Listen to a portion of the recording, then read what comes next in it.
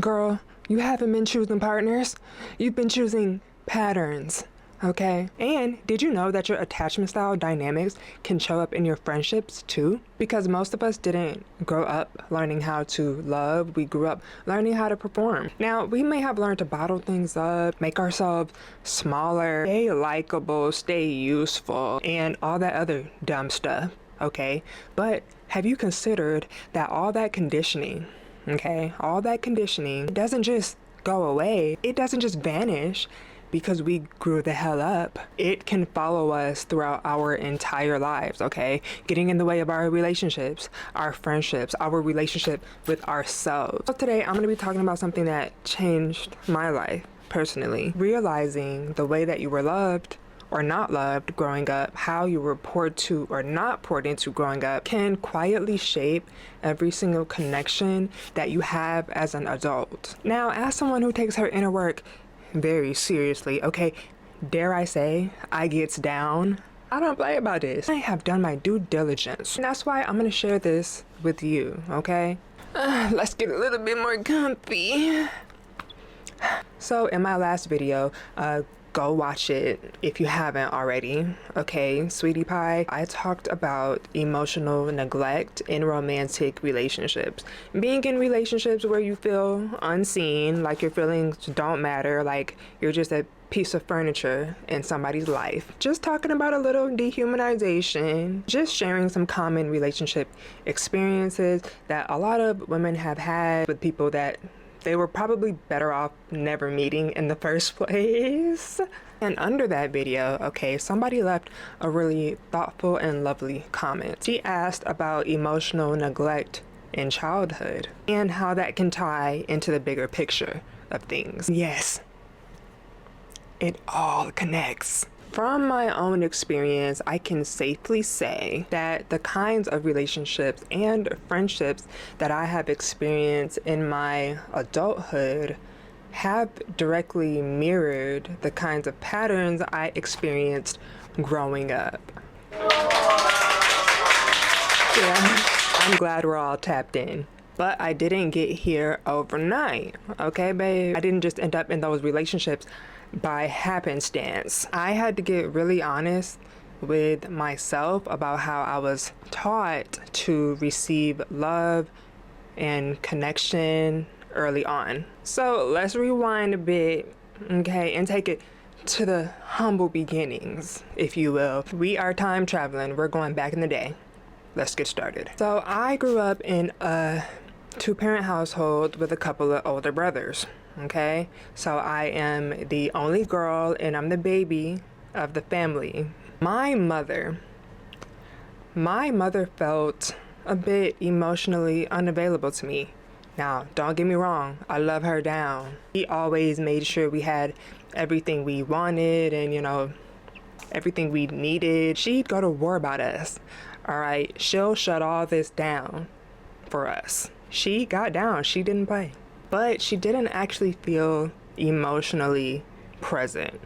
That was just my perspective as a little girl. And my dad, I adored him, okay? He was my superhero. But I don't recall him ever talking about feelings, okay? My dad mostly talked about money, success, or sports, or something like that. And as a child, expressing my emotions, even having emotions, wasn't really like normalized in my house. I can remember actually being reprimanded for even making a face, okay? If I had a sad face or my face was scrunched up, you know, somebody had to tell me, fix your face, you know? I feel like that's kind of a universal African American experience. Tell me if I'm wrong.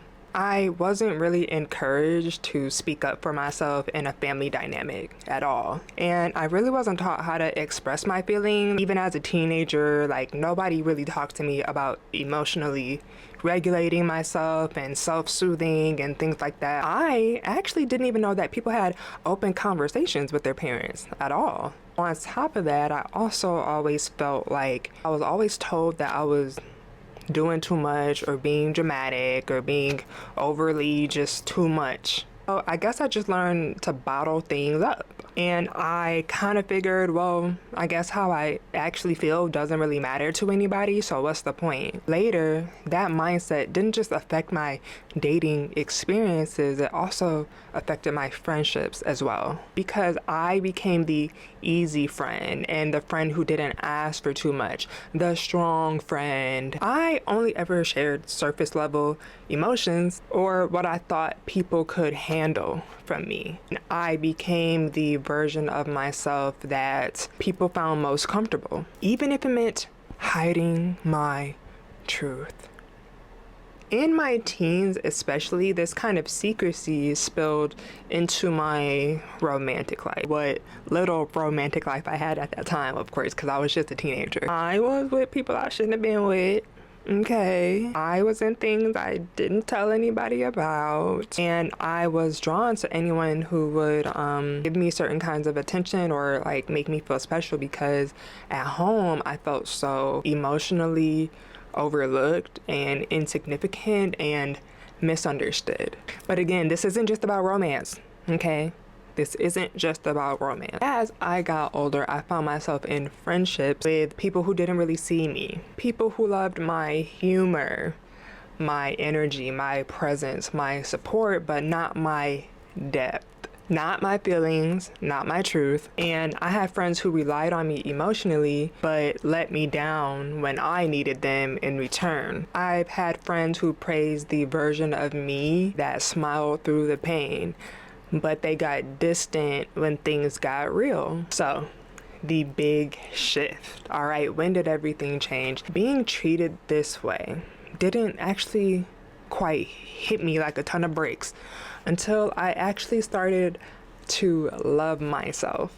Until I started seeing myself as someone who deserved to be emotionally acknowledged. In romantic relationships, my friendships, and even family relationships, I realized that I deserve to be seen, and not just when I'm useful or palatable, always, fully and authentically. I had to realize that the depth of my emotions is actually a gift, okay? It's not a curse. I realized that the people who are meant for me are going to honor that gift within me. Once I was ready to fully live in truth and connection, I looked around, I scanned my environment, and I said, okay, this ain't adding up. I realized that a lot of my friendships and relationships were not rooted in truth and genuine connection, because they weren't even built for that. They were built for performance. It took self-awareness.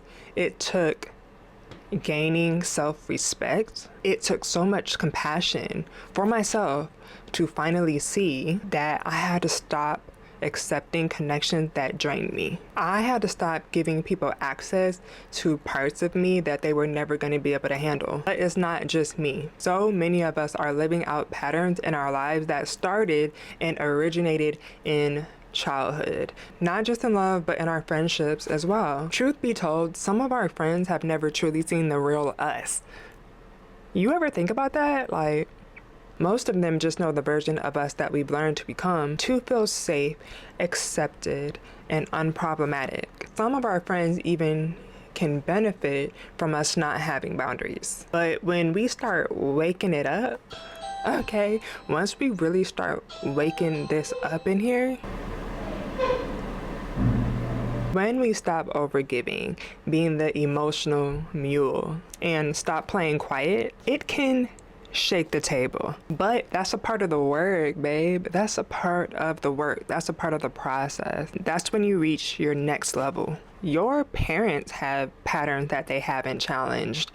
Their parents have patterns that they haven't challenged. Even your partners, okay? Even your friends. Gaining awareness of my own childhood conditioning actually helped me see the wounds of the other people around me. It especially helped me understand why most of my exes could never meet me emotionally.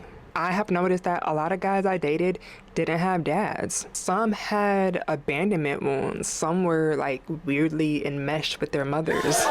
or they were an only child. A lot of them were older brothers, actually. A couple of them had to be man of the house. The list goes on, okay? But there are so many layers of complex conditioning that can result from these dynamics, not just from their families, but from society at large. I also eventually made sense of why I was choosing the kind of friends I was choosing, why I stayed friends with people who made everything about them, why I kept choosing the same kinds of relationships over and over and over and over again.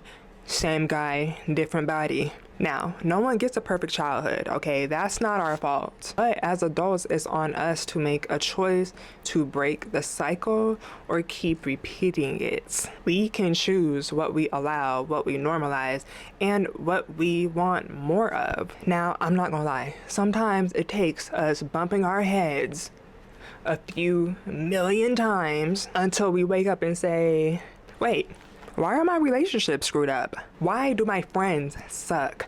Why do I feel stuck? But when you wake up, you gain the power to create something new, to create a new narrative. You can build new friendships and new relationships where you feel fully seen and where you feel like you can be yourself. Not just useful, not just impressive, not low maintenance either. Just you being you. We, meaning me and you, we have the power to deconstruct every self-sacrificing thing that we've ever been taught. That's why I'm building a space here on my channel where women can reflect, tell our truth, and stop pretending. I am not here to shame anybody, okay?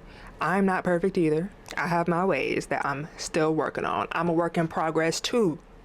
Love. I am just here to show us where we've settled, why we've settled, and how we can start to expect more from ourselves and from the people around us. So now, in the spirit of doing the work, doing the doggone work, I want to go ahead and do a little activity if you don't mind. Hold on.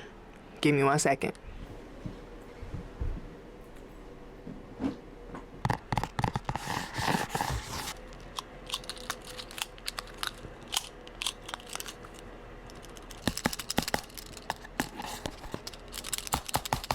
Baby, I know you got a journal.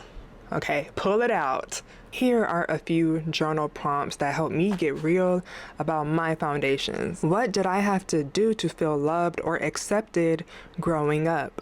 When was I told that my emotions were too much? What version of me felt the safest to be? How has that version shown up in my friendships and relationships? What does safe, honest love look like to me now? Take your time with those, baby.